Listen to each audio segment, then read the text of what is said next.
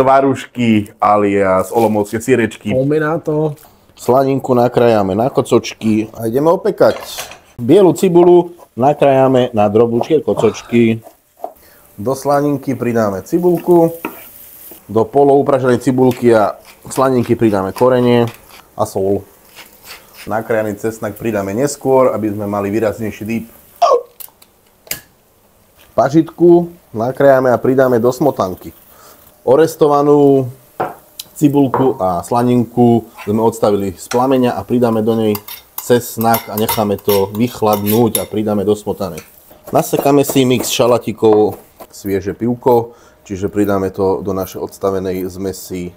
Čerstvý toastový chleba nastrúhame na strúhanku. Takže olomoucké sýričky si odbalíme, dáme si ich na tanier a budeme ich obtáčať v švarcwaldskej šunke.